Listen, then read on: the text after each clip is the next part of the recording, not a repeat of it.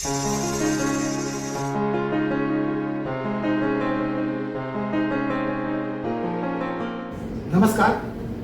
मी doctor पराग घोंगे. आमच्या ETE Shri arts academy नागपूरच्या YouTube चॅनलवर मी तुम्हा सगळ्यांचं मनपूर्वक स्वागत करतो. माझ्यासोबत आहेत डॉक्टर दीपाली घोंगे आणि आज आम्ही नागपुरातली एक नागपुरातून मुंबईत जाऊन सेटल झालेली अभिनेत्री समिधा गुरु हिचा पॉडकास्ट करतो. आमच्या संस्थेतर्फे हा पहिलाच पॉडकास्ट आहे आणि या पॉडकास्टचा आम्हाला अभिमान यासाठी आहे की आमच्या डोळ्यासमोर लहानाची मोठी झालेली ही मुलगी, इथून शिकून गेलेली ही अभिनेत्री आज मुंबईच्या व्यावसायिक रंगभूमीवर आपला ठसा उमटवते. नुकतंच तिचं एक नाटक भूमिका नागपुरात आलं, त्यानिमित्तासाठी त्या नाटकासाठी ती इथे आलेली आहे आणि आज तिचा पॉडकास्ट करताना मला आणि डॉक्टर दीपाली घोंगे यांना मनपूर्वक आनंद होतो. नमस्कार समिधा. नमस्कार. नमस्कार. खूप स्वागत. मी आता अगदीच अनौपचारिक ठेवते कारण की माहेरचं पॉडकास्ट आहे असं समजते, कारण दादाकडनं इतकं सुंदर इंट्रोडक्शन झालंय. So I am really feeling happy. खूप छान वाटतंय. तुझं मुख्य नाटकाचा ओघ पराग दादा घेईलच. हो. पण मला म्हणजे सुरुवातीला तुला हा प्रश्न विचारायचा आहे की तू नागपूरची, नागपूरहून जेव्हा कोणी मुलं आता आम्ही बघतो की मुंबईला जातात आणि ते बरेचदा असे फ्रस्ट्रेट होऊन वापस येतात की आम्हाला तिथे नाही जमलं. तू गेलीस तिथे स्वतःचं स्थान निर्माण केलं, नाट्यक्षेत्रात तुझं नाव कमवलंस. तर हा जो एक प्रवास आहे तुझा, तो थोडक्यामध्ये उलगडशील का? तो प्रेरणादायी त्या मुलांना सुद्धा ठरू शकतो आणि ते आम्हाला सुद्धा ऐकायला आवडेल. अगदीच. प्रवास प्रेरणादायी आहे की नाही मला माहिती नाही, नक्कीच कारण तो असेल. करत असताना माझ्यासमोर अनेक लोकांच्या प्रेरणा होत्या. कारण मी मुंबईत जेव्हा गेले त्यावेळेला मुंबईत कुणीच नव्हतं. ताई होती फक्त, कारण ती माझ्या आधी तिथे जाऊन सेटल झाली होती. सो मला असं वाटतं की माझ्यापेक्षा तिचा प्रवास जास्त खडतर होता, कारण माझ्यासाठी थोडीशी पायवाट तयार होती. कारण मुंबईत जाताना सगळ्यात पहिला प्रश्न असतो की तिथे राहायचं कुठे, आणि तिथे राहायला जर तुम्हाला जागा नसेल तर मग खाण्याचे आणि बाकीच्या गोष्टी फार नंतर येतात. सो अन्न वस्त्र निवारामध्ये पहिले निवारा ही गोष्ट येते तिथे. आणि माझ्या सुदैवाने ताई तिथे होती. सो तो एक प्रश्न थोडासा माझ्यासाठी सॉल्व्ह झाला होता. पण डेफिनेटली गेल्यानंतरचे कष्ट खूप असतात. म्हणजे जसं तुम्ही म्हणालात की नवीन मुलांना काय सांगावंसं वाटेल, तर दोनच गोष्टी खूप महत्त्वाच्या आहेत तिथे गेल्यानंतर. म्हणजे तुमचं टॅलेंट आणि काम करण्याची हे ते सगळं आहेच, पण सातत्य आणि तुमच्यात असलेला पेशन्स, या दोन गोष्टींची परीक्षा पदोपदी पाहिल्या जाते. म्हणजे आज तुम्ही फेमस झालात, सुप्रसिद्ध झालात, त्याच्यानंतर सुद्धा जर तुमच्यात सातत्य आणि पेशन्स नसेल तर तुम्ही पुन्हा वरून खालच्या पायरीवर कधी याल हे सांगता येत नाही. पण मुंबईने डेफिनेटली मला खूप दिलं. म्हणजे जे आपण म्हणतो नागपूरला बरेच जण की मुंबईत गेल्यानंतर नक्की काम मिळतं का, तर मी म्हणते की हो. कारण ते जर टॅलेंट तुमच्यामध्ये असेल तर मुंबई तुम्हाला शोधून काढते. मुंबईतली माणसं तुम्हाला शोधून काढतात, काम तुम्हाला शोधून काढतं आणि तुमचा प्रवास जास्त सुखकर होतो. मुंबईत जाताना ज्या अडचणी आहेत किंवा मुंबईत ज्या अडचणी तुम्हाला सोसाव्या लागतात त्याविषयी बोललीस, पण आपण त्याच्या आधी थोडंसं तुझं नागपुरातलं जे थिएटर होतं त्याच्याविषयी जाणून घेऊयात. हौशी रंगभूमीवर तू अनेक भूमिका केल्यात आणि माझ्या पण एका नाटकात तुम्ही काम केलं होतं, एकाच प्रयोगात का होईना. आणि अभिजितच्या नाटकामध्ये तुला खूप चांगल्या भूमिका मिळाल्या आणि तिथूनच तुमची अभिजितची एक ट्युनिंग तुझं झालं. करेक्ट. तर त्या सगळ्या प्रवासाविषयी थोडं सांगा मला की हौशी रंगभूमी, नागपूर, अभिजित गुरु आणि समिधा. हौशी रंगभूमी नागपुरातली माझ्या दृष्टीने खऱ्या अर्थाने हौशीच होती. कारण मी तशी तेव्हा अभ्यासू होते आणि अभ्यासात इंटरेस्ट होता. पण आई नाटकात काम करायची, ताई नाटकात काम करायची, अभिजित उत्तम मित्र होता. आम्ही चौथीपासून एकत्र बालनाटकं करतो. ताई तू म्हणण्यासारखी थोडं नाव सांगतेस कारण सगळ्यांना कळणार नाही. ताई म्हणजे माझी आता मुंबईत काम करते त्या सगळ्यांनाच माहिती असेल, प्रसिद्ध अभिनेत्री मृणाल देशपांडे. आणि मुंबईत जशी फेमस आहे तशी ती नागपुरात पण त्याही तिच्याही काळी फेमसच होती. तर ते सगळेच नाटकात काम करत होते. पण मी थोडी अभ्यासू असल्यामुळे माझा कल थोडा अभ्यासाकडे होता. पण ह्या सगळ्यांना करताना बघितल्यानंतर आईचं एक असायचं की मोनो ॲक्टिंग स्पर्धेत नाव टाक, मग तिथे जाऊन काम कर. तर ह्यातनं सुरुवात झाली. आणि मग नंतर अभिजितची नाटकं आल्यानंतर बरेचदा नाटकात काम करायला अभिनेत्री मिळायची नाही, की ह्या रोलला सुटेबल पाहिजे, मग चांगलं पण काम, मग तुला बरं काम करता येतं, मग तू ये, असं करत ती खरंच हौशीने सुरुवात झाली. आणि मग इट टर्न लाईक की हळूहळू शिकत गेले. कारण इथे असताना मला आठवतं की आम्ही निवासी शिबिर करायचो. म्हणजे जसं तू पण शिकवायला होतासच काही ठिकाणी, पण मला माझ्या यंग एजला एलकुंचवारांनी सुद्धा आमच्या शिबिरात येऊन लेखनाचे धडे घेतले. किंवा श्री राजा भाऊ दर्भे ते आवाजाचे क्लासेस घ्यायचे, वाचिक अभिनयाचे. रमेश अंभईकर होते, मदन गडकरी होते. तर हे सगळे आम्हाला येऊन शिकवायचे. तर मला असं वाटतं की या सगळ्या दिग्दर्शकांच्या हाताखालनं मी इथे काम केलं. त्याच्यामुळे मुंबईतले जे जाणते दिग्दर्शक होते त्यांच्या हाताखाली काम करताना तेवढं दडपण आलं नाही, कारण हे इथले मातब्बर लोक होते. आणि माझी सुरुवात इथे अगदी बालनाटकात किशोर आयलवारांकडे झाली. त्याच्यानंतर नरेश गडेकर, सगळ्यांना माहिती आहे डॉक्टर नरेश गडेकर, त्यांच्या बालनाटकात मी सुरुवात केली. आणि मग अभिजितच्या नाटकामध्ये प्रवास सुरू झाला, 2 अंकी नाटकामध्ये, ज्याच्यात राज्यनाट्य स्पर्धेत आमची एक होता रावण, एक होता विदूषक. ही नाटकं नागपुरात पण खूप फेमस झालीत आणि मग तिथे मुंबईत पण. आणि सगळ्यात तुझी एकांकिका मला असं अर्जुन, तीच टर्निंग पॉइंट आमच्यासाठी होतं की अर्जुन.com तेव्हा अल्फा करंडक निघालं होतं, जे आता झी मराठी आहे. तर तेव्हा अल्फा करंडक होतं आणि अल्फा करंडकमध्ये आम्ही नागपुरातनं नाटक टाकलं होतं. तर त्यावेळेला मी BSc मायक्रोबायोलॉजी करत होते.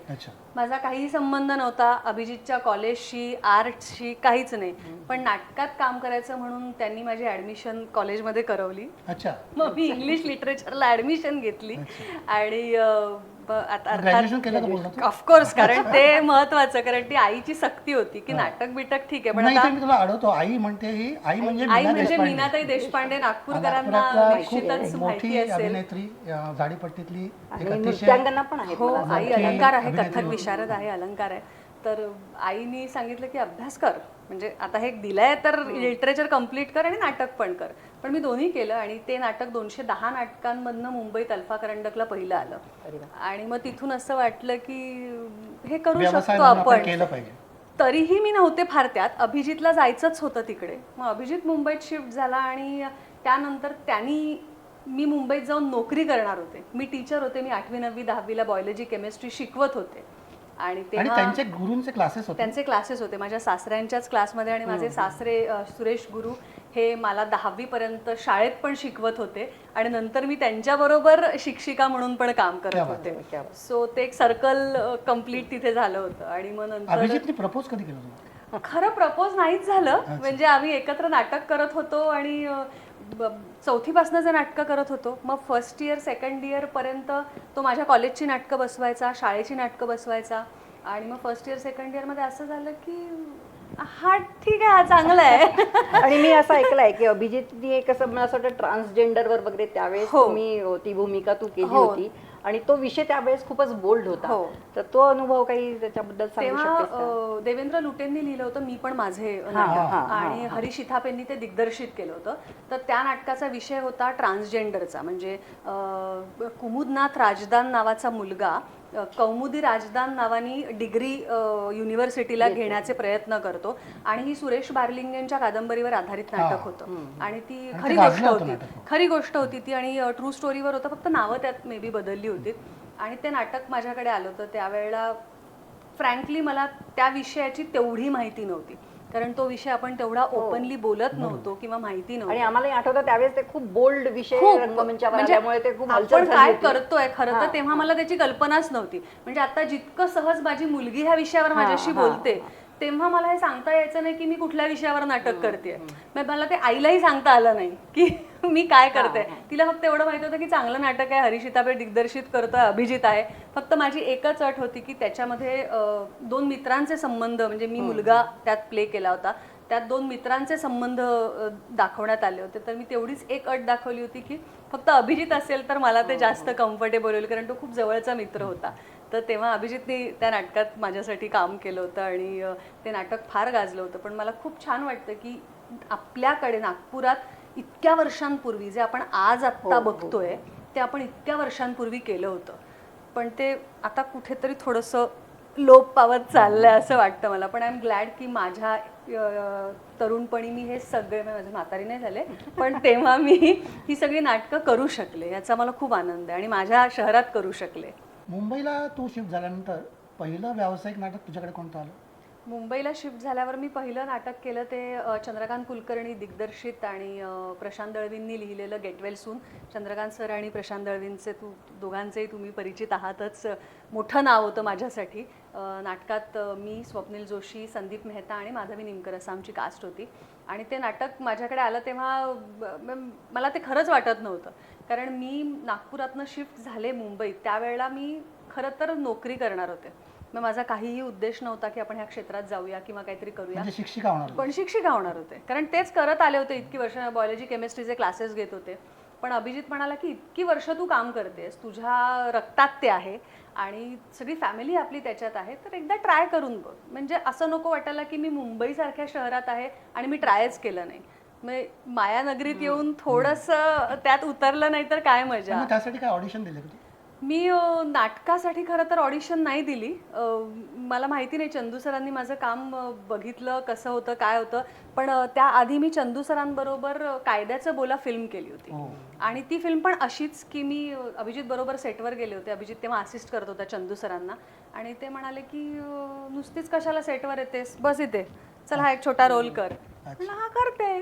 तर असं म्हणून मी मकरंद अनासपुरे असं म्हणून मी तेव्हा साधारण मला वाटतं 22-23 वर्ष झाले असतील, 24 वर्ष आय गेस, तेव्हा सचिन खेडेकरांचीच असिस्टंट म्हणून मी त्यात काम केलं होतं. कलाकारांसोबतच तू काम तर केलं. तेव्हा मी ऑ मध्ये काम करत होते की आपल्या बाजूला खेडेकर बसले आहेत आणि चंदू सर आपल्याला डिरेक्ट करतायत. सो रोल छोटा होता पण मला ते करताना खूप मजा आली आणि मग नंतर सरांनी काही कामं पण बघितली. अर्जुन.com मधलं पण सरांनी काम बघितलं होतं त्यावेळेला आणि सरांबरोबर मी छोटे छोटे काही आपण म्हणतो शॉर्ट स्टोरीज टाईप मी केलं होतं. तर तेव्हा त्याच्यानंतर मला हे नाटक त्यांनी विचारलं आणि मला असं झालं की आपण वाचनाला भेटतोय. म्हटलं हां ठीक आहे ओके. या निमित्ताने थोडी चंदूची कार्यशैली सांग ना आम्हाला. त्याची काम करण्याची जी पद्धत आहे. पहिले तर फार आदरयुक्त दरारा त्यांचा मलाही वाटतो, आजही वाटतो, कारण की माझी नागपुरात गेल्यानंतरची पहिली फॅमिली ही चंद्रकांत कुलकर्णी होती. कारण मी जसं म्हटलं की त्यांची एक जिगीषाची अख्खी औरंगाबाद फॅमिली तिथे आहे आणि त्यांनी, मी नेहमीच म्हणते की त्यांनी मला आणि अभिजितला सामावून घेतलं कारण मुंबईत आपलं असं कोणीच नाही किंवा नसतं रादर कधीच. तर त्यात ही मंडळी तेव्हा माझ्याबरोबर होती आणि अभिजितच्या कामातनं मी त्यांच्यापर्यंत जोडल्या गेले. आणि हे नाटक सुरू झाल्यानंतर मी पहिल्यांदा रिडिंगला गेले आणि रिडिंगला गेल्यानंतर असं खोलीतनं स्वप्नील जोशी चालत आला तर माझं असं झालं की हे खूप सगळं मोठं आहे आणि हे आपण इथे का आहोत असं मला एक प्रश्न पडला. पण सरांची जसं तू म्हणालास की कार्यपद्धतीच अशी आहे की ती भूमिका त्या नटाला सुशोभित असेल ते बरोबर ते असे वेचून काढतात. म्हणजे ते तुला असं वाटणारच नाही की ह्या जागी दुसरं कोणीतरी असतं तर मजा आली असती. सो मला असं वाटतं की त्यांचं निवड ही पहिली पायरीच त्यांची इतकी पक्की असते की त्यात ते अर्ध्या गोष्टी सर होतंय, त्यातली अर्धी लढाई सर होते आणि मग नंतर ते प्रत्येक ॲक्टरवरती त्या संहितेवरती खूप काम करतात. पहिले 10 दिवस बसून रिहर्सल होते फक्त वाचनाची, तुमच्या शब्दांवरती. कारण आपण असं बरेचदा काम करताना म्हणतो हे नाही आलं तर हे म्हण ना, काय हरकत नाही, थोडंसं मिळतं जुळतं आलं चालतं, तर नाही चालत. इथे का होतं त्याच्याऐवजी ही आलेलंही चालत नाही आणि इथे होतं तिथे का आलेलंही चालत नाही. तर ते तेवढं स्पेसिफिक. पण मला असं वाटतं की हे दिग्दर्शकाचं डिसिप्लिन ॲक्टर्सना नंतर खूप कामात येतं, जे मला खूप अभ्यासाला कामात आलं. म्हणजे ह्या डिसिप्लिन खाली मी काम केल्यानंतर 10 दिवसाच्या बैठ्या रिहर्सल्स आणि मग त्याच्यानंतर पूर्ण मुखोद्गत झाल्यानंतर नाटक आपण उभं राहतो त्यावेळेला आपल्यालाही असं वाटतं की हे आपल्याला येत आहे किंवा हे येईल आपल्याला. आणि मग ते एकेका कॅरेक्टरवरती सगळ्यांना तासून घेतात, व्यवस्थित अख्खं नाटकाचा ढाचा बसवतात. त्याच्यानंतर सगळ्यांच्या प्रत्येकाच्या सीनची एक बांधणी होते. त्या प्रत्येकाच्या सीनमध्ये पण एक आपण म्हणतो की बायफर्केट करून कुठे काय कमी जास्त होतं आहे त्याच्यावर काम होतं. ॲक्टर्स बरोबर ते पर्सनली सगळ्यांबरोबर बसतात आणि आपण म्हणतो ना की प्रत्येक ॲक्टरमध्ये तो दिग्दर्शक दिसतो, तर तसं त्यांच्या बाबतीत होत नाही. कारण ते तुम्हाला ती मुभा देतात की तुला काय येतंय ते पण मला करून दाखव, आणि मग हे बरोबर आहे नाही आहे ह्याच्यात काय चांगलं करायचं आहे काय वाईट आहे ते मी सांगेन. म्हणजे So, फ्रीडम तो ऍक्टरला देतो. बऱ्यापैकी फ्रीडम असतो आणि मग आपल्यालाही कळतं की हे जे सांगतायत ते जास्त बेटर वाटतंय का, मग ते करूया. मग अशा पद्धतीने ते काम होतं आणि ते तुमचं कॅरेक्टर उभं राहतं. सो मला असं वाटतं की ही खूप छान पद्धत आहे एक ॲक्टर, म्हणजे आपण एक नॉर्मल माणूस ते घडवण्याची, नॉर्मल माणूस ते ॲक्टर पण परकाया प्रवेश आपण ज्याला म्हणतो. सो ती एक्झॅक्ट परकाया प्रवेशाची प्रोसेस त्या पहिल्या प्रयोगापर्यंत झालेली असते. पण त्यांच्याबरोबर काम करणं ही खूप फार मजेदार आणि मस्त गोष्ट आहे. फार म्हणजे मजा तू येते. रंगमंचवरती पण काम केलं, हो. तू सिरियल्स करते, हो. तू फिल्म्स करते, हो. पण तुला असं कुठलं साधारणतः आवडलं की हा नाही हे जास्ती छान आहे? कारण बरेच जण असं म्हणतात की नाटक डायरेक्ट लोकांशी संवाद हो, साधतं. of course. तर तुला कुठली गोष्ट आवडली की डेफिनेटली रंगमंच. कारण ती नाळ जोडली गेलेली असते. म्हणजे मी लहानपणापासून रंगमंचावर काम करते आणि कितीही म्हटलं तरी रंगमंचावर तुम्ही खोटेपणाचा आव आणू शकत नाही. म्हणजे तुमच्यात ते Retake नसतो कॅलिबर आपण ज्याला नसेल म्हणतो तो. तर तुम्ही रंगमंचावर काम करू शकत नाही. त्याच्यामुळे तुम्हाला ऍक्टर म्हणून स्वतःला काय म्हणतो आपण, स्वतःला परखायचं असेल, स्वतःला जर आरशात बघायचं असेल की मी खरंच ऍक्ट्रेस आहे का, खरंच मी अभिनेत्री आहे का, मी हे करू शकेन का, तर मला असं वाटतं सगळ्यांनी एकदा थिएटर करणं खूप गरजेचं आहे. मला एक असा खूप क्युरियोसिटी पाहिजे एक प्रश्न आहे की इथून जेव्हा आपण मुंबईला जातो तेव्हा बरेचदा असं ते लोक म्हणतात की तुम्ही काहीतरी वेगळं बोलता, जे आपल्या नागपूरची विदर्भाची भाषा असेल, आपण स्पष्ट बोलत असतो पण तरी सुद्धा आपला बोलण्याचा लहेजा असेल, आपली विचारसरणी, आपली लाईफस्टाईल, एक निवांत राहण्याची आपल्याला सवय, ड्रेसिंग स्टाईल सगळंच वेगळं आहे. मग तिथे जाऊन त्यांच्यामध्ये सामावण्याकरता तुला काही स्वतःवर एफर्ट्स घ्यावे लागले की तू आहे तशीच राहिली की? फ्रँकली मी आहे तशीच आहे आणि आहे तशीच राहिली तिथे. पण फक्त जसं आपण म्हणतो की कामानुसार मी बदलत गेले. म्हणजे त्या कामात काय गरजेचं आहे, कारण प्रत्येक बोलीभाषेचा अभिमान सगळ्यांनाच असला पाहिजे. आणि जर तुम्ही त्या प्रदेशातले आहात, मग विदर्भ असो, मराठवाडा असो, कुठलेही असो, ती भाषा तुम्हाला आलीच पाहिजे आणि त्याचा अभिमान पण असलाच पाहिजे. पण मला कुठेतरी जेव्हा मी नाटकाचा अभ्यास करते किंवा कुठल्याही भूमिकेचा अभ्यास करते तर मला असं वाटतं की काही वेळा तुम्हाला प्रमाण मराठी पण बोलताच आली पाहिजे. पण तू आता तरुण मुलांना काय सांगशील की एक प्रेझेंट स्वतःला करणं ही सुद्धा एक कला असते. आणि आपल्या नागपूर साईडनी जे मुलं जातात, अगदी, अगदी. कारण माझी साधारणतः मुलांना शिक्षणाकरता आमचं प्राधान्य असल्यामुळे मला हे त्यांना सांगायचं आहे की काय तुम्हाला ग्रूम करण्याकरता तुम्ही केलं पाहिजे. म्हणजे इथून जेव्हा तुम्ही मुंबईमध्ये किंवा दुसऱ्या महाराष्ट्राच्या बाहेरही जरी जे तुम्ही गेलात तरी स्वतःला ग्रूम करण्याकरता काय मेहनत घ्यावी लागते याचं थोडंसं गायडन्स तू देऊ शकतेस का? तुम्ही तुमच्याच बोलण्यात आता म्हणालात की माझा शिक्षणावर खूप भर आहे हे मी सगळ्यांना सांगते. तर माझंही तेच म्हणणं आहे की मला माहिती आहे की ही मायानगरी आहे आणि इथे खूप अट्रॅक्टिव्ह आहे सगळं. आपल्याला असं वाटतं की पटकन जावं, आपल्याला असं काम मिळेल जे की आजकाल मिळतंही. कारण इंस्टाग्राम, सोशल मीडिया ह्या सगळ्या अकाउंट्सवर छान तुम्ही फोटो टाकले की बरीचशी कामं मिळतात, विच इज फेअर इनफ. म्हणजे त्यात काही आता चूक नाही, आपणही अपग्रेड व्हायला पाहिजे, अपडेट व्हायला पाहिजे. पण मला असं म्हणायचं की तुम्हाला या क्षेत्रात जास्त काळ काम करायचं असेल, टिकून राहायचं असेल, तर तुम्हाला तुमच्या क्राफ्टवर काम करता आलं पाहिजे. आणि त्यासाठीचं शिक्षण पण महत्त्वाचं आहे.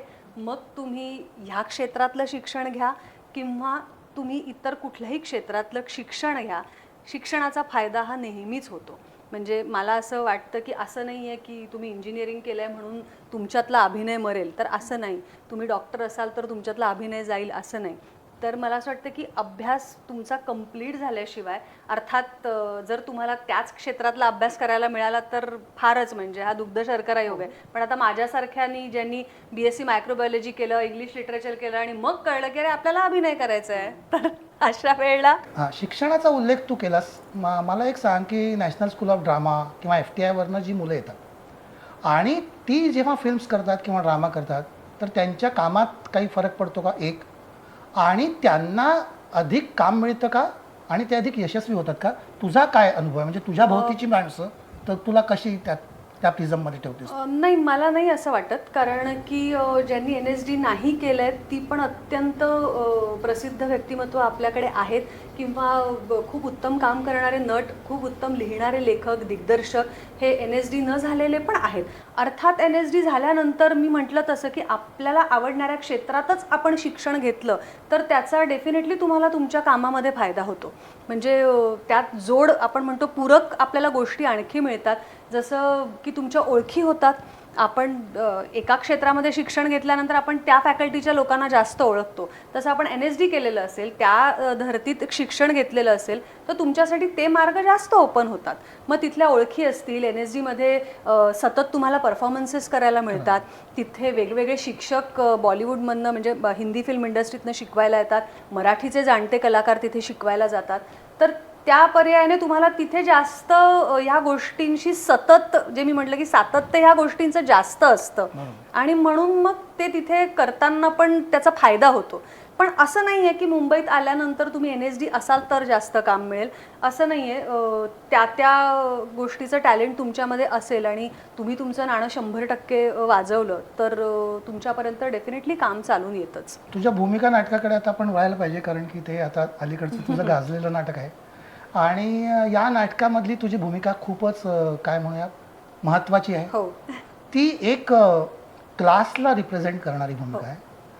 त्या भूमिकेशी येणारा बराचसा प्रेक्षक स्वतःला रिलेट करतो. ही भूमिका तुझ्याकडे कशी चालत आली? आता सगळ्यांनी कदाचित भूमिका नाटक बघितलं नसेल. माझं नवीन नाटक आलं आहे भूमिका, त्याबद्दल आधी सांगते आणि मग मी प्रश्नाकडे येते की भूमिका हे नाटक सध्या मी करते.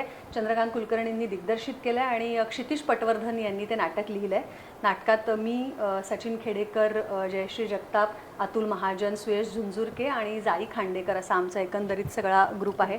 जिगीषा क्रिएशन्सनी प्रोड्यूस केलं आहे, श्रीपाद पद्माकर आणि दिलीप जाधव यांनी. तर हे नाटक मला खूप असं वाटतं की आत्ताच्या घडीचं महत्त्वाचं नाटक आहे, किंवा धाडसी नाटक आहे. आणि क्षितिज हा आत्ताचा रायटर आहे, म्हणजे आमच्या पिढीचा हा रायटर आहे, आणि त्यांनी हे नाटक 3 ते 4 वर्ष अभ्यास करून लिहिलं आहे. या नाटकामध्ये काही पुस्तकांचा संदर्भ येतो, काही गोष्टींचा संदर्भ येतो, काही विषयांवर खूप धाडसानी भाष्य या नाटकावरती आहे. पण त्या सगळ्यामागे मला क्षितिजचं कौतुक वाटतं की त्या सगळ्यामागे एक अभ्यास आहे. म्हणजे जेव्हा तो नाटक हे सरांकडे घेऊन गेला त्यावेळेला पहिला अंक वाचल्यानंतर दुसरा अंक लिहायला त्याला 6-7 महिने लागणार होते, वर्ष लागणार होतं, कारण त्याला पुढचा अभ्यास करायचा होता. तर मला खूप तेव्हा असं वाटलं की हे नाटक आपल्यापर्यंत येतं आहे तर हे खूप महत्त्वाचं नाटक आहे. आणि अगेन चंद्रकांत कुलकर्णींच्या दिग्दर्शनाखाली पुन्हा एकदा काम करायचं होतं आणि क्षितिज सारख्या उत्तम रायटरचं नाटक मला करायचं होतं. क्षितिजविषयी एक प्रश्न माझा अजून पण आहे की बघ, म्हणजे या नाटकासाठी बाबासाहेबांच्या विचारांचा अभ्यास तर करायचाच होता, हो, त्यांच्या पुस्तकांचा अभ्यास करायचाच होता, हो, पण त्यांनी एक व्यक्तिरेखा निर्माण केली, कुहू. होय, ती जेन झी, करेक्ट. अशी ती भूमिका आहे, आणि त्यांचे सगळे संवाद हो. किंवा त्यांचे सगळे फंडे किंवा त्यांचे सगळे शब्द करेक्ट. त्या माणसाने ते त्या नाटकामध्ये वापरले आहेत. ते त्यांनी कुठून केलं? अभ्यास. म्हणजे मला असं वाटतं की क्षितिजनी ह्या आम्ही 6 पात्र नाटकात आहोत आणि ही सगळी 6 पात्र ना एक समाज रिप्रेझेंट करतं असं मला वाटतं.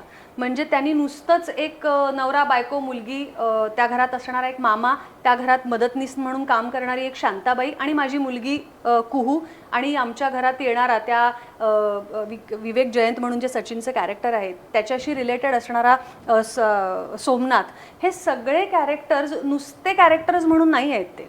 तर आपण जर नीट बारकाईने बघितलं तर प्रत्येक समाजाचं एक वृत्ती प्रवृत्ती दर्शवणारं ते एक कॅरेक्टर आहे. आणि मग मध्यस्थळी तो महत्त्वाचं जे पात्र आपलं आहे विवेक जयंत ते आहे, आणि त्याच्या अनुषंगानं घडणारा हा जो सामाजिक परिवर्तन असेल किंवा त्याच्यातलं वैचारिक परिवर्तन असेल, तर हे सगळं त्या नाटकामध्ये घडण्यासाठी त्याला सगळ्या प्रवृत्तींचा विचार करणं खूप गरजेचं होतं. आणि मला आनंद आहे की क्षितिजनी जेनझी असो किंवा त्यातले सवर्ण असो किंवा बाबासाहेबांचा विचार असो, ह्या सगळ्यावर फार डिटेल विचार करून काही धाडसी भाष्य पण केलेलं आहे. समीरा, व्यावसायिक नाटक असूनही या नाटकाला ना एक वैचारिक असा बेस आहे, आणि तो खूपसा सामाजिक आहे. हो, आणि तो सगळ्याच प्रेक्षकांना पटेल असा पण नाही नाही आहे ना. त्यामुळे हे नाटक पाहून निराश होणारा पण प्रेक्षक वर्ग अगदीच, कदाचित तुम्हाला भेटला असेल. अगदीच. आणि तरी देखील ही रिस्क आपण घ्यावी किंवा व्यावसायिक रंगभूमीवर असं एक नाटक आणावं की ज्याचा बहुसंख्य प्रेक्षक हा सवर्ण असू शकतो. अगदीच. तर ही हिंमत करावीशी का वाटली निर्मात्याला, दिग्दर्शकाला आणि तुम्हाला नटांना? नटांना ही हिंमत कायमच करावीशी वाटते, कारण आपल्याकडे काहीतरी वेगळं चालून आलं की नट थोडासा आपण म्हणतो ना हावरट असतो की काहीतरी वेगळं काहीतरी चांगलं करायची इच्छा असते. पण अर्थात ह्याचं कौतुक निर्मात्यांचं आहे आणि लेखकाचं आणि दिग्दर्शकाचं आहे की हा विषय आत्ताचा रिलिव्हंट, धाडसी म्हणण्यापेक्षा हा अत्यंत आत्ताचा विषय आहे. प्रत्येक गोष्ट त्याच्यातली रिलेटेबल आहे, रिलिव्हंट आहे. आणि त्याच्यातली मी जे पात्र साकारते उल्का, ती आत्ताची स्त्री आहे जी काम करते, बँकेत जाते, नोकरी करते, जेनझी मुलगी आहे, तिला सांभाळते, नवरा ॲक्टर आहे. जसं नाटकाविषयी सांगताना मगाशी मी सांगत होते की हे नाटक नटाचं आहे. हे कुठलाही समाज बदलवण्यासाठी, हे कुठलाही वैचारिक आपण दृष्टिकोन देतोय ह्यासाठी नसून खरं हे भूमिका नाटक एका नटाचं आहे. त्या नटाला एक भूमिका मिळते, ती भूमिका मिळाल्यानंतर त्याच्या सामाजिक, वैचारिक, कौटुंबिक या सगळ्या पातळ्यांवर होणारा बदल या नाटकामध्ये आपल्याला दिसतो. आणि मग त्यातनं काही गोष्टी उलगडल्या जातात की आपल्या ह्या समाजाला काय वाटतं, त्या व्यक्तीला काय वाटतं, त्या प्रवृत्तीला काय वाटतं. तर ह्या गोष्टी उलगडल्या नाटकात जातात आणि ते मांडणं धाडसी होतं. सो मला असं वाटतं की म्हणजे सचिन खेडेकर पण नेहमी म्हणतात की मी क्षितिजला एक प्रश्न विचारला होता की या नाटकात जर का नायक कुठला तरी कॉन्ट्रॅक्टर, कारखानदार किंवा कुणी दुसरा असता तर हे झालं असतं का? तर कदाचित ते नसतं झालं, कारण विवेक जयंत हा नाटकातला नट आहे आणि तो ॲक्टर म्हणून काम करतोय. आणि जसं आपण म्हणतो की ॲक्टरला अनेक गोष्टी धाडसीपणे करण्याची मुभा असते, म्हणून ते नाटक नटाचं जास्त आहे. आणि त्यातनं त्यांनी जो विषय मांडलाय तो कुठेतरी नाण्याची एक बाजू आपल्याला माहिती आहे, तर दुसरी आपण बघूया, त्याच्यावर विचार करूया, प्रेक्षकांपर्यंत तरी पोहोचवूया. कारण प्रत्येकच कलाकृती काहीतरी आपण समाजाला देऊन जाईल ह्याच्यासाठी तयार करतोच, पण त्यातनं सगळं साध्य होईलच असं नाही. पण ते होत असेल तर प्रयत्न करायला काय हरकत आहे. समिता, तू आता म्हणालीस की या नाटकाचा नायक हा नट आहे आणि त्यामुळे या नटाच्या आयुष्यामध्ये अशा प्रकारचे बदल होतात की ती भूमिका त्याच्याकडे येते, बाबासाहेबांच्या विचारांनी तो प्रभावित होतो, तो ती भूमिका जगू लागतो आणि त्याला असं वाटायला लागतं की आत्ता मी सगळे प्रश्नांकडे बाबासाहेबांच्या नजरेतून पाहिलं पाहिजे. करेक्ट. आणि मग त्याचा भ्रमनिरास हा होतो की ही व्यवस्था आता तशी राहिलेली नाही. म्हणजे दलित चळवळीत देखील अनेक शक्ल झालेली आहेत. हो. बाबासाहेबांचे अनुयायी देखील आता अनुयायी राहिले नाही नाही. आणि त्यामुळे तो फ्रस्ट्रेट होतो. हे फ्रस्ट्रेशन घेऊन या नटाने काय करायचं? म्हणजे समजा तो जर सामाजिक कार्यकर्ता असता, बरोबर, तर त्याचं फ्रस्ट्रेशन एका वेगळ्या दिशेला गेलं असतं. म्हणजे मला वाटतं असं की चांगला नट आहे किंवा तो फ्रस्ट्रेट होतो, मग तो काय करेल? निर्मात्याला नकार देईल, नाटक सोडून देईल, रस्त्यावर येईल, दारू पिईल, फ्रस्ट्रेट होईल. त्या काय होईल? म्हणजे त्याचं भविष्य काय? आणि याचा तुम्ही काही विचार करता का? म्हणजे हे आपण जेव्हा बोलतो त्यावेळेला आपल्याला लक्षात येतं परागदादा की आपण खरं तर इतकं कमकुवत स्वतःला करून टाकलंय सगळ्यांनीच की नाहीच व्यवस्था बदलवू शकत, किंवा ते कुणा एकाच्याच हातात नाही आहे. म्हणजे मग ज्याच्या हातात सत्ता असेल त्याच्याही ते हातात नाही आहे किंबहुना, आणि ज्याच्या हातात सत्ता नाही आहे त्याचं तर काही म्हणणंच नाही आहे. तर सामाजिक या बांधिलकीमध्ये सामान्य माणसाचं म्हणणं तर फार क्वचित धरल्या जातं. मग अशा वेळेला नट आपण म्हणतो की नटाने प्रत्येक ठिकाणी भूमिका घेतली पाहिजे, तर नटाने भूमिका घेतली पाहिजे कारण तो लोकांना दृश्य स्वरूपात सगळीकडे दिसतो. म्हणून असं लोकांना वाटतं की बरेचदा आम्हालाही असं म्हटलं जातं की तुम्ही या विषयावर बोलले नाहीत, तुम्ही त्या विषयावर बोलले नाहीत. पण कुठेतरी आम्ही आमच्या चर्चेमध्येही नेहमीच म्हणतो की कुठलेही डॉक्टर, इंजिनियर किंवा कन्स्ट्रक्शनवाले हे कुणीच कुठल्या प्रश्नावर बोलताना दिसत नाहीत. पण नटाकडनं तुमची ही अपेक्षा असते की ह्यांनी या विषयावर भाष्य केलं पाहिजे, कारण तो समाजाला कुठेतरी रिप्रेझेंट करतोय असं समाजाला वाटतं, कारण तो रिलेट करत असतो. एक ॲक्टर जेव्हा आपल्याला काहीतरी सांगतो, एक अभिनेत्री जेव्हा आपल्याला काहीतरी सांगते, तेव्हा आपल्याला असं वाटतं की आपण काहीतरी रिलेट करतोय, ही त्यातनं गेली आहे, हा त्यातनं गेलाय, म्हणजे आपण पण रिलेटेबल आहोत. पण ही जबाबदारी करत असताना सगळ्याच गोष्टी बदलण्याची ताकद प्रत्येकातच असते असं नाही, आणि किंबहुना तो प्रयत्न आपण करतो पण ते नाही घडत, हल्लीच्या वातावरणामध्ये ते नाही घडत. मग निदान आपल्यापुरती आपण काय भूमिका घेऊ शकतो तर निदान त्यावेळेला आपण स्वतःला तरी बदलवू शकतो. म्हणजे जसं आमच्या नाटकामध्ये पण तेच आहे की बाकीचं समाजाचं मला माहिती नाही, पण माझं कुटुंब, मी ह्या दरम्यान मी काय चेंजेस करू शकतो, म्हणजे हे नाटक करताना मी समिधा म्हणून काय बदल करू शकते, हा सुद्धा मी विचार डेफिनेटली करेन. कारण आपल्यावर एक कंडिशनिंग आहे, आपण एका गोष्टीच्या अंतर्गत अनेक वर्ष वैचारिक मानसिकता तुमची तयार झालेली आहे. ते असताना मला ह्या नाटकातनं काय मिळतं, तर मी पुढच्या पिढीला हे लादू देणार नाही किंवा मी हा विचार कुठेतरी माझा बदलवेन. तर या संदर्भात नटाचंही तेच होतं की मी माझ्यापुरती का होईना पण भूमिका घेतली पाहिजे. मग तो ॲटलिस्ट मला जे पटत नाही त्या विचारांच्या भूमिका मी करणार नाही, किंवा नाटकामध्ये ही भूमिका मी सोडतोय किंवा हा विचार मी मान्य केलाय म्हणून मी हा दुसरा विचार सोडतोय, या भूमिकेवर तो ॲटलिस्ट येतो. म्हणजे एक टॅगलाईनच आहे की तुम्हाला जगता येईल भूमिका, पण घेता येईल का. सो भूमिका is basic like a stand. मग तो कुठलाही असो तुमच्या आयुष्यात, म्हणजे असं नाही की सामाजिक वैचारिक स्तरावरच नाही, एक स्त्री म्हणून मला माझ्या घरात सुद्धा स्टँड घेता आला पाहिजे, एक विद्यार्थी म्हणून मला माझ्या शाळेत युनिव्हर्सिटीमध्ये स्टँड घेता आला पाहिजे. कारण मी त्याच्यामध्ये एक आई आहे, मी त्याच्यामध्ये एक बायको आहे, मी त्याच्यामध्ये एक बँकेत काम करणारी बाई आहे. तर मला वेगवेगळ्या ठिकाणी वेगवेगळी भूमिका घ्यायला लागते. सो त्यावेळेला तिचंही असं म्हणणं आहे की तुझे विचार आहेतच, पण हिचे पण आहेत आणि हिची पण एक ठाम भूमिका आहे. तर मला असं वाटतं की जगता येतेच सगळ्यांना, पण ती या नाटकामार्फत जो संदेश मला स्वतःला असं वाटतो की ती घेता आली पाहिजे.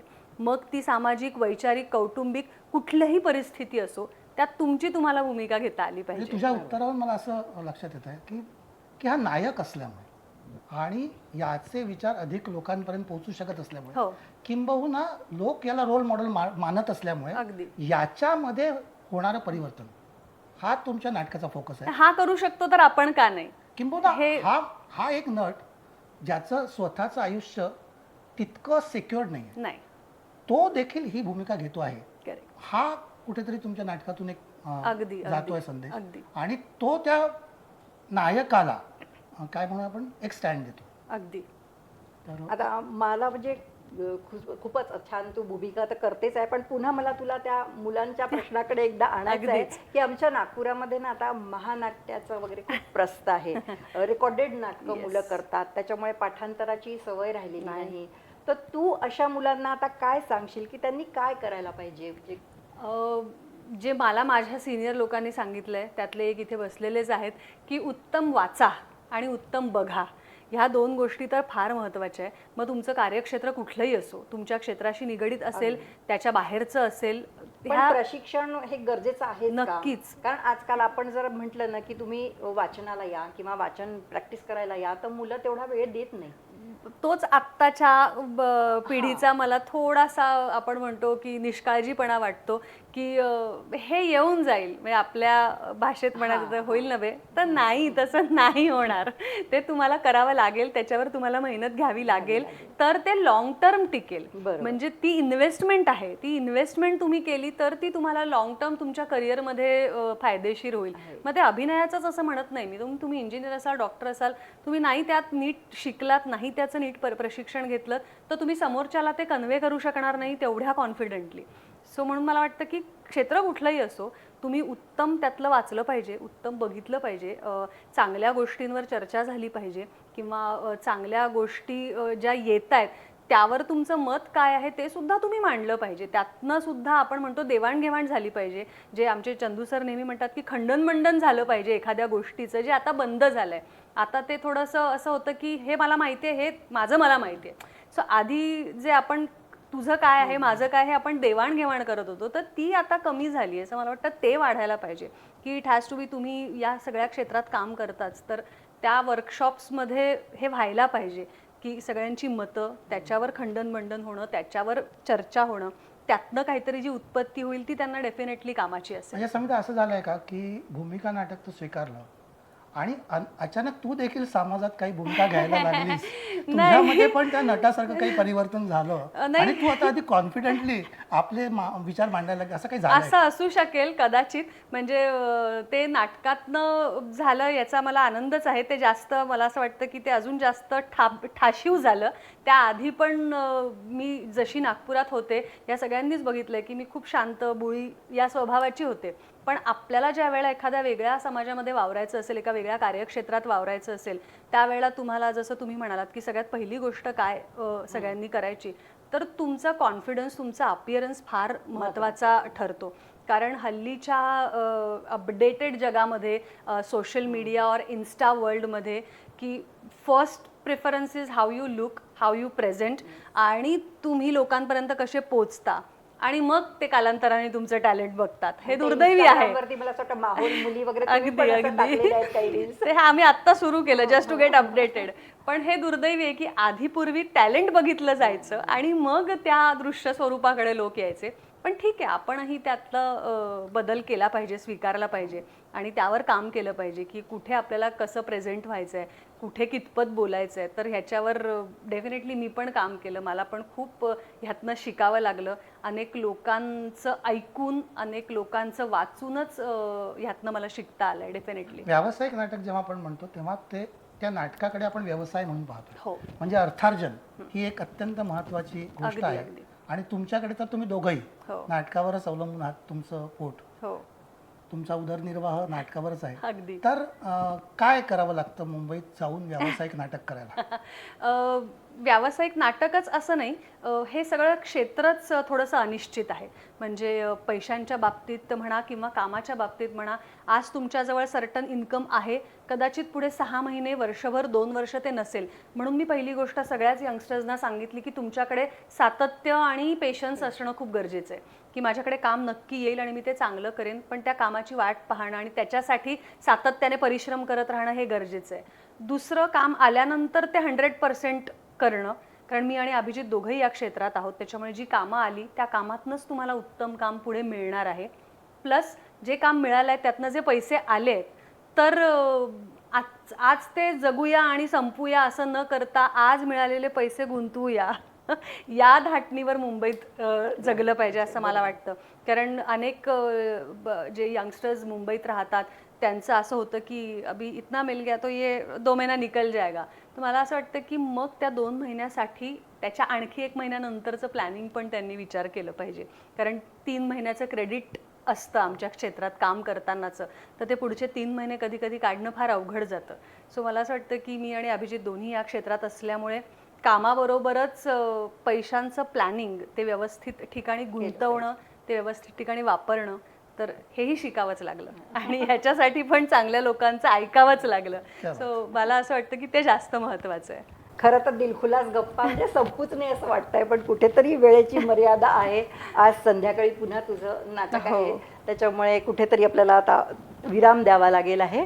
तर मला असं वाटतं आपण फक्त मला बोलायचं आहे की आपल्या नागपूर गावातून गेलेली ही एक गोड मुलगी आणि हिने तिथे मुंबईमध्ये जाऊन नाव कमवलं, यशस्वी झाली आणि इतरांना ती यशस्वी कसं व्हायचं या अनसर्टन क्षेत्रात हे सांगते आहे.